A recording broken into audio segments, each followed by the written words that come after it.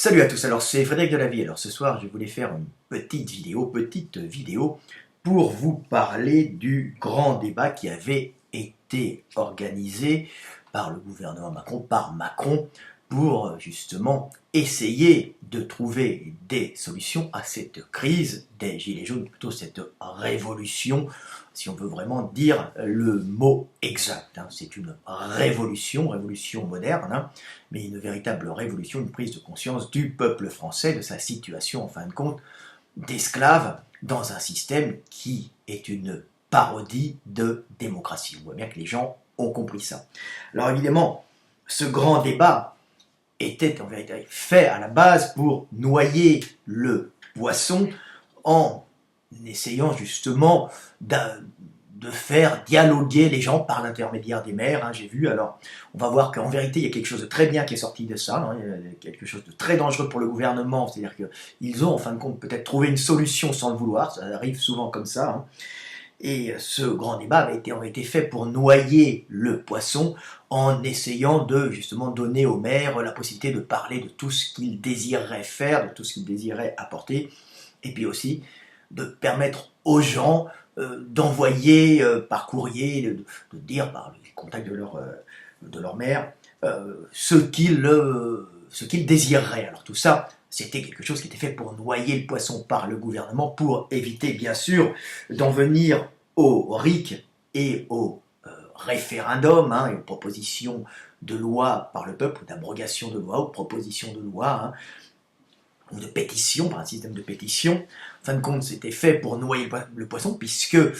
Macron avait dit qu'il ne voulait pas entendre parler, on n'était pas là pour parler du RIC ou du référendum, mais pour essayer de comprendre ce qui n'allait pas chez les Français, alors qu'en réalité, il faut prendre le problème dans l'autre sens. Mais ce qui est, en fin de compte, très bien dans ce qui a été fait, alors c'était fait à la base pour, comme je dis, pour essayer d'éviter justement de voir apparaître ce RIC, en noyant le RIC dans une multitude de propositions qui auraient pu être, de propositions intéressantes jusqu'au plus loufoque, bien sûr, mais quelque chose de très bien est arrivé, c'est qu'il y a eu cette réunion des maires. Et, par hasard, de ma Hongrie lointaine, où je suis en train de bosser, j'ai écouté,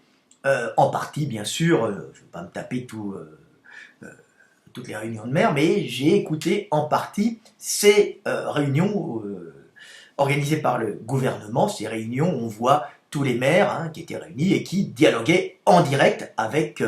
Emmanuel Macron, qui les écoutait, qui essayait d'être sympathique. Alors sur le moment, il est sûrement très sincère, mais il a les poings et les mains, il a les mains liées, il a même les pieds, et il ne peut rien faire, bien sûr, puisqu'il obéit à ceux qui l'ont mis en place. Et donc, il écoute, il sourit, et on voit les maires qui proposent et qui disent, voilà, on a ce problème, on a ci, on a ça. Mais, par-dessus, justement, ce côté folklorique de faire venir tous les maires, on voit apparaître un système qui peut être excellent, qui peut être même formidable pour sauver le pays, puisqu'on voit que les maires, en fin de compte, sont les élus qui sont le plus proches du peuple. Donc, c'est eux qui peuvent, au niveau de leur petit village, ou de leur ville, dialoguer avec les gens, écouter ce que veulent les gens, noter ce que veulent les gens, et après, éventuellement, se réunir tous les trimestres, ou à peu près tous les trimestres, quand bon leur semble, entre maires d'une même région, pour discuter, faire passer, en fin de compte, les désirs le plus souvent demandés, les désirs le plus souvent voulus par le peuple, et faire passer ces désirs pour en tirer des lois par ces groupements de maires, puisqu'en fin de compte, on peut refaire venir la démocratie, réellement une démocratie nationale, une véritable démocratie, par l'intermédiaire des maires, qui, comme ils sont très proches de l'administré, ne veulent pas leur déplaire, puisque s'ils leur déplaisent, ils savent qu'ils ne vont pas être réélus. Donc ils écoutent, ils sont obligés d'écouter la voix du peuple, la voix de leurs administrés, pour en tirer des conclusions, pour en tirer des changements voulus, et ces changements peuvent être discutés avec tous les maires, et si tous les maires ont à peu près besoin, voient que le peuple, dans l'ensemble, que les gens disent la même chose, et bien à ce moment-là, ils vont essayer de faire des lois pour changer déjà au niveau de la région, hein, d'essayer de faire changer les lois au niveau de la région et la politique régionale. Donc ça peut être déjà un début du RIC, hein. Donc les maires peuvent prendre justement une place très importante, remplaçant un peu les partis politiques, hein, dans ce référendum d'initiative citoyenne, en étant les intermédiaires, hein, les maires, écoutant ce que disent les administrés, donc le peuple, ensemble présentant les revendications du peuple les plus importantes, et ensuite les faisant voter à la proportionnelle, pas par les maires, mais par le peuple en général, aux élections, aux élections, des élections sur des lois ou sur des besoins régionaux qui seront en fin de compte décidés par le peuple, par l'intermédiaire des maires. Donc un système organique extrêmement efficace qui peut se mettre en place dans les régions et permettre en fin de compte au peuple de devenir souverain et de choisir un peu déjà sa vie régionale, ce qu'il désire d'abord dans les régions, dans les villes, et on peut voir par exemple en regardant un peu cette réunion de maires qu'il y avait, on voyait tout le temps revenir les mêmes choses, hein. C'était en général les problèmes, le manque de moyens pour les hôpitaux de proximité et la fermeture des hôpitaux de proximité et des maternités. Donc on voit qu'il y a eu en fin de compte une espèce d'erreur du gouvernement à vouloir, pour faire des raisons d'économie dans le service public de la santé, recentrer tous les hôpitaux dans un grand CHU et fermer les maternités pour tout grouper pour en fin de compte faire des économies, mais que tout ça est en fin de compte invivable puisque les économies qu'on va faire d'un côté, on va les perdre de l'autre avec les gens qui vont être obligés de se déplacer. Et puis, pour les urgences, on va perdre de l'efficacité puisqu'il n'y aura plus de petits hôpitaux de proximité pouvant permettre, par exemple, pour des cas d'urgence rapide, d'opérer rapidement, hein, il va y avoir une obligation de transporter. Donc on voit que c'est tout le temps, grâce aux maires, hein, rien qu'avec cette petite, on va dire, cette petite mise en scène qui était à la base une mascarade qu'avait fait Macron, on voit apparaître, en fin de compte, un système qui est très très bon, Macron, sans faire exprès, a trouvé un système qui était extrêmement bien, c'est-à-dire faire passer les maires, d'abord, qui s'associent et qui peuvent présenter les lois, en fin de compte, et les changements voulus, hein, ensemble, parce qu'ils sont directement en contact avec le peuple, qui seront le représentant légal du peuple pour faire passer les lois, mais les lois, au final, seront bien sûr votées par le peuple à la proportionnelle. Donc ça redonne de la puissance aux maires, une utilité aux maires d'être la voix du peuple au niveau de la région, et non pas être uniquement des gens qui administrent un petit coin, un petit village, hein. Donc être la voix de ce village, la voix de cette ville au niveau de la région. Bien sûr, il faudrait que ça soit proportionnel au nombre d'habitants, mais ça c'est très facile à faire grâce au traitement informatique. Donc voilà, en fin de compte, ce qui sort de ce grand débat, hein, pas toutes ces multiples propositions qui sont stupides, mais on voit apparaître un système qui peut remplacer l'autre. N'oubliez pas que le but n'est pas, en fin de compte, de proposer des changements. Le but est surtout de détruire un système qui a prouvé qu'il était inefficace, puisqu'on peut voir en fin de compte que dans cette parodie de démocratie, ce sont des grosses puissances économiques qui ont souvent le cul à l'étranger, hein, et qui financent en fin de compte les grands médias qui mettent en avant telle politique ou telle autre, et ces gens-là se présenteront comme les sauveurs du peuple, et le peuple votera pour bidule ou machin, qui feront toujours la même loi, hein, des lois fiscales favorisant ceux qui les ont mis en place par l'intermédiaire des médias, coûteux bien sûr, qui demandent énormément d'argent, qui permettent justement de mettre ces politiques en place, politiques qui bien sûr feront les lois pour les grosses puissances et non pour le peuple. Donc en fin de compte, on est dans une mascarade de démocratie, puisque les lois ne vont pas être faites par le peuple pour le peuple, elles vont être faites par les politiques qu'on présente au peuple, et on n'en présente pas beaucoup, hein, puisque le peuple ne peut voir que ceux qui sont présentés par les grands médias aux ordres des grosses puissances, hein, et ils voteront pour des gens, en fin de compte, qui ne feront pas de politique, on va dire qu'ils ne feront pas de loi visant à améliorer la vie du peuple, mais plutôt visant à rembourser ou à aider les grosses puissances qui ont mis en place, par intermédiaire des médias, nos politiques. Et nos politiques et nos on va dire, fonctionnaires, qui sont très nombreux, vivant sur un système, en fin de compte, moribond, et ils sont bien trop nombreux, pour continuer à vivre dans le luxe comme ils font, bah, ils continuent à taxer, surtaxer des Français qui ne peuvent pas, en fin de compte, s'en sortir et qui n'arrivent pas à évoluer vu qu'ils sont surtaxés. Alors, on habitue les gens à travailler pour payer des taxes, enlevant de l'énergie à la France. On fait des lois, en général faites par le gouvernement et par les puissants, qui ne facilitent pas, en fin de compte, l'entreprise, l'entrepreneuriat, pour, en fin de compte, éviter que des gens montent et remplacent ceux qui sont en haut. C'est tout le temps le même système de caste en France, où on a avant tout un système législatif extrêmement complexe, et un système juridique extrêmement complexe, ne permettant pas aux petits travailleurs de s'en sortir. Il faut vraiment vivre dans un milieu avec des juristes, des avocats et des comptables extrêmement efficaces pour pouvoir s'en sortir. On a perdu, en fin de compte, en France, toute cette énergie de création à cause d'un système fiscal, d'un système juridique extrêmement complexe que seuls les puissants déjà en place peuvent maîtriser. Donc, on voit que tout est à changer, que le système est à détruire, mais les maires peuvent rentrer dans le système du RIC et permettre de voir naître une véritable démocratie où ils représenteront la voix du peuple, faisant voter les lois dans les régions et les préférences de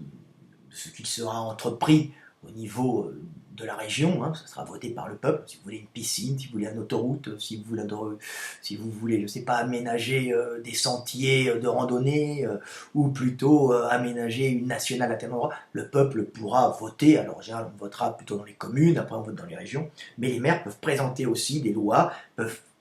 grâce à l'association de tous les maires qui voient les demandes communes. Comme on a pu voir, demande justement de réouverture des maternités, et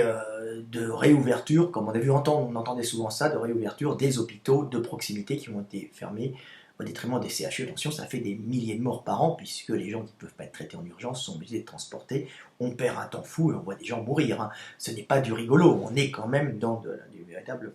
problèmes. Donc voilà, alors je vais revenir là-dessus. Bien sûr, ils n'ont pas voulu entendre parler de RIC, ils ne veulent pas entendre parler de référendum, mais en vérité, la solution, si Macron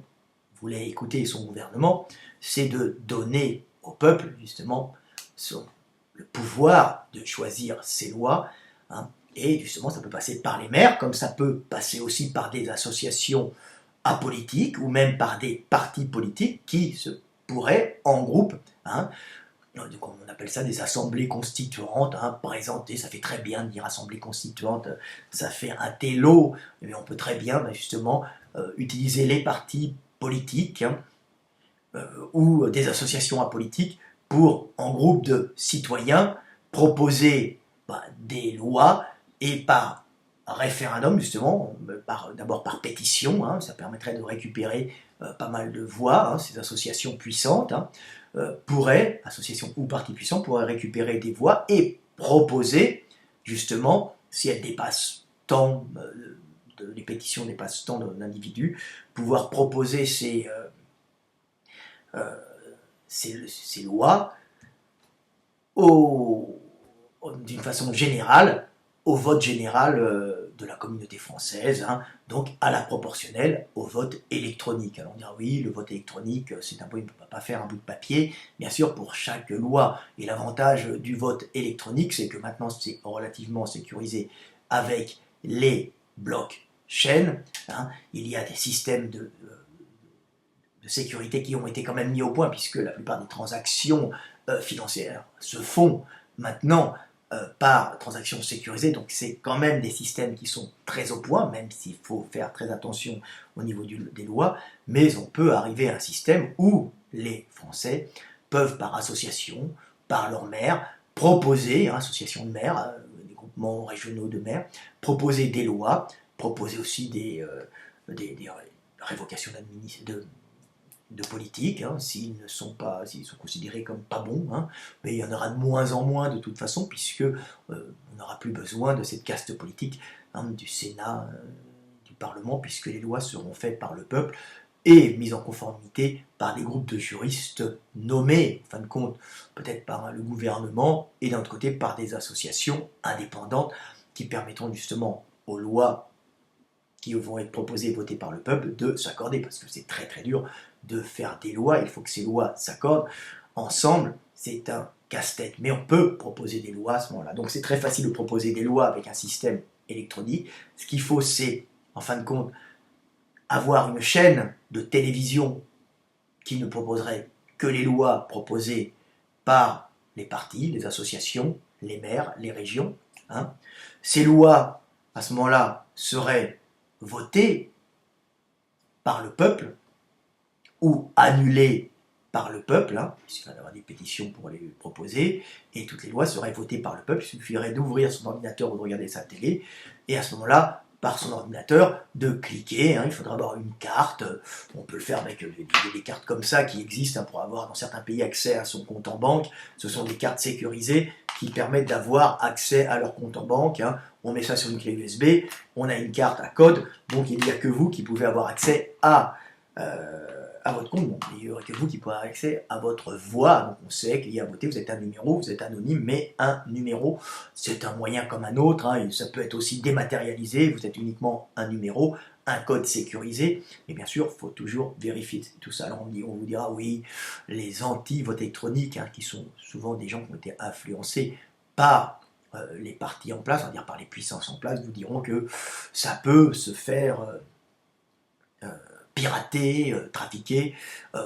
J'ai dit de toute façon, je vous rappelle qu'on ne peut pas être dans un système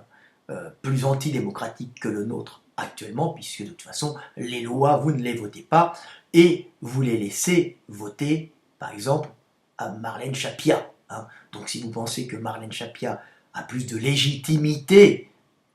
que vous, hein, pour voter les lois,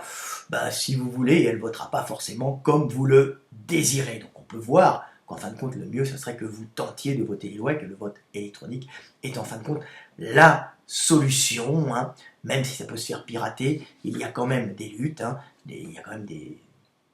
gens qui bossent là-dessus pour sécuriser certains domaines. Bien sûr, toute chose qui commence se fera d'une façon difficile, mais c'est la solution. Donc, pour le grand débat, on essaye de noyer le poisson, comme je vous l'ai dit, hein. On essaye de montrer que le peuple veut plein de propositions, hein, et puis après Macron va en sortir une, deux, trois, et oh, ben ça on va la prendre quand ça va l'arranger. Le vrai problème, ce n'est pas ça, c'est qu'il faut complètement changer le système, dégager tous les politiques et créer un nouveau système de vote électronique, de référendum d'initiative citoyenne avec présentation de lois par pétition, annulation de lois, si on veut, par pétition, on demande à annuler, le peuple dans son ensemble le vote. Donc c'est l'avenir, bien sûr, hein. La France va sûrement arriver, comme j'ai dit, en 2022, à un système, en fin de compte, de véritable démocratie qui ne sera pas très affiné au début, hein, qui fera beaucoup d'erreurs, mais on voit que les Français en ont marre. Donc continuer à combattre pour le RIC et pour les détracteurs, hein, qui disent souvent le peuple n'a pas le niveau intellectuel, n'a pas l'intelligence de proposer de voter ces lois, ce sont des abrutis, et ben je vous dirais, ben, il va apprendre, parce que de toute façon, actuellement, c'est des gens comme Marlène Schiappa qui votent les lois à votre place, donc on ne peut pas descendre plus bas. Hein. En fin de compte, ce n'est pas parce que on est politique que l'on est plus doué que vous pour les lois. Il faut le savoir. Hein. Donc, de toute façon, le risque est nul, puisque si vous vous plantez sur une loi et vous ne la trouvez pas adéquate, vous avez tout le temps le moyen de la dévoter, donc de vous grouper en association citoyenne, hein, et de proposer par pétition l'annulation et le revote d'une loi à la proportionnelle. Une loi qui existe déjà peut être annulée et revotée si jamais il vous semble que la loi que vous aviez mise en place, vous le peuple, n'est pas efficace. Donc, de toute façon, le peuple va apprendre, il n'a jamais voté ces lois, puisqu'il a élu des gens qui votaient et proposer les lois à sa place. Hein. Donc on a bien vu que les gens qui ont élu par exemple Macron ont élu pour la plupart un inconnu sur son côté jeune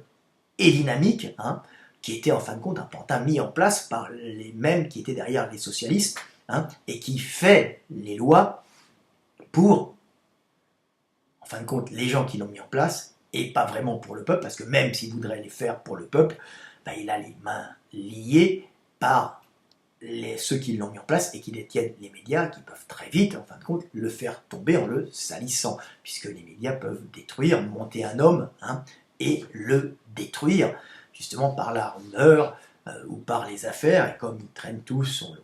on leur fait traîner des affaires, alors de toute façon, rassurez-vous, s'ils n'ont rien derrière eux, on peut toujours leur accrocher des casseroles après. L'important, c'est qu'ils soient salis, que ça soit vrai ou faux, c'est ça la politique, hein, c'est toujours comme ça. Donc voilà, donc on arrive vers le RIC, ça va être difficile, Macron ne le veut pas, mais Macron, en réunissant les maires, a, en fin de compte, créé une dynamique, en fin de compte, pro-RIC, puisque les maires peuvent être l'intermédiaire du peuple, hein, pour prendre, parce que leur contact direct avec le peuple, hein, qui est plus proche du peuple que le maire, puisque, en général, le maire est vraiment très proche de ses administrés, hein, puisqu'il est élu par eux, tout le monde se connaît, il habite avec eux, il habite chez eux en général. Hein, je ne parle pas des maires des grandes villes, mais dans les petites villes qui sont majoritaires, et des petites villes, tout le monde se connaît. Donc il y a possibilité, justement, par l'intermédiaire des maires, de pouvoir récupérer ce que désire le peuple, et ensuite les maires se regroupent ensemble et proposent. Bien sûr, il peut y avoir des associations, rien n'empêche d'avoir l'un et l'autre, associations ou partis politiques qui récupèrent aussi par des pétitions ce que désirent les maires. Mais on voit qu'en fin de compte, le système qui va arriver est inéluctablement le RIC et inéluctablement un référendum d'initiative populaire ou citoyenne avec proposition de loi par pétition et vote à la proportionnelle par le peuple français en général. Donc je vous la refais, hein, très simplement, on peut le faire, il faut faire un peu comme en Allemagne, hein, les Länder présentent des lois, hein, parce que tout le monde se connaît, c'est plein de petits États, l'Allemagne, hein, et en Allemagne, à ce moment-là, c'est présenté au Parlement, et ces parlements sont votés par les parlementaires. Mais il n'y a pas réellement de référendum, mais c'est assez démocratique, puisque dans les Länder, tout le monde se connaît, et en général, les maires ou les responsables des Länder ne font pas des lois qui vont à l'encontre de ce que veulent la population régionale, la population des Länder, puisqu'ils se connaissent sur la mentalité allemande. Donc voilà. Donc on arrive au RIC, même si Macron ne le veut pas, même si ce grand débat était une mascarade, il y avait quelque chose de formidable dans ce grand débat, c'est cette réunion des maires. Et c'est vraiment formidable. Donc l'avenir du RIC est en partie par les maires, hein, qui peuvent récupérer les voix et à ce moment-là, les désirs du peuple se grouper entre maires pour faire émerger les plus grands désirs du peuple et faire voter, proposer justement ce que veut le peuple en forme de loi, hein, dans un vote général sur toute la France, hein, pour un vote national. Donc on voit qu'en fin de compte, c'est possible grâce, comme je le dis, à la progression des techniques. Hein. C'est pas parce que l'homme désire la démocratie, c'est parce que maintenant il peut l'avoir dans un grand État comme la France, puisque je vous le répète encore, même si nous voulions être démocratiques, avoir un vote des lois par le peuple, hein, c'était impossible, car avant, le peuple n'était pas informé, parce qu'il n'y avait que le monarque ou le président qui pouvait être réellement informé par son réseau d'informateurs, le peuple n'étant pendant très longtemps informé que par les réseaux de propagande appartenant à l'État. Maintenant, il y a les réseaux sociaux qui permettent aux gens de s'informer. Vous avez vu que les blessures policières, elles ont les blessures provoquées par les forces de l'ordre, hein,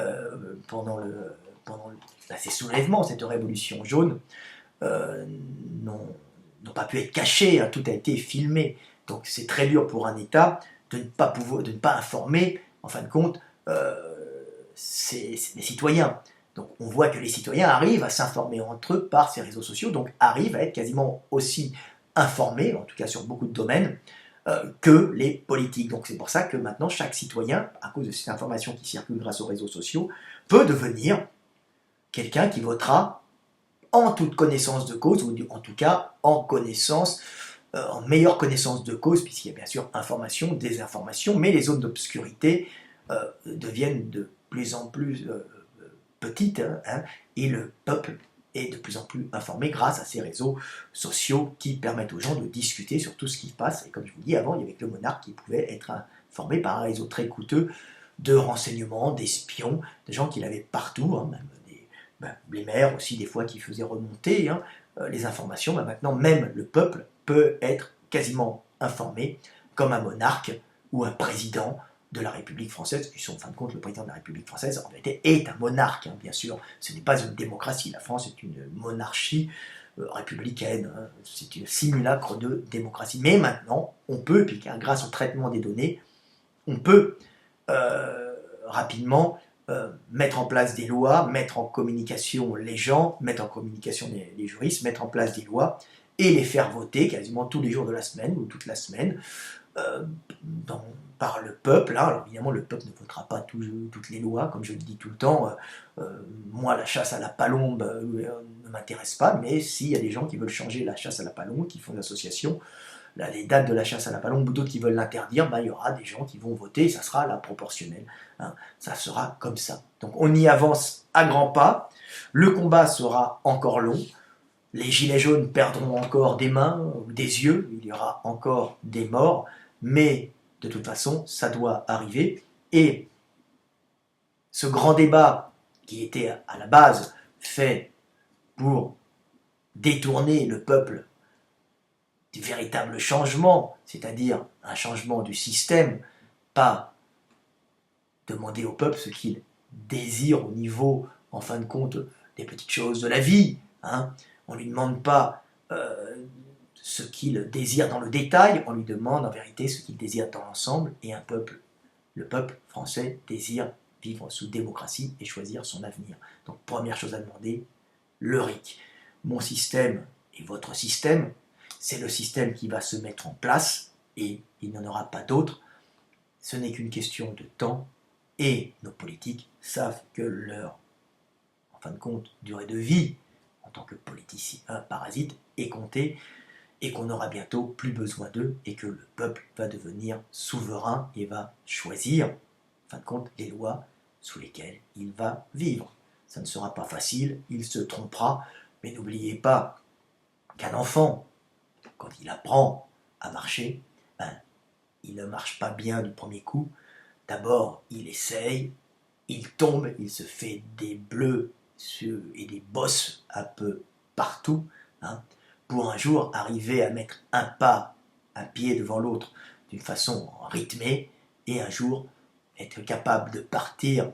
sur les chemins de l'existence en homme libre pour vivre la vie qu'il désire. C'était Fred Delavier, vive la liberté, vive le RIC, à bientôt.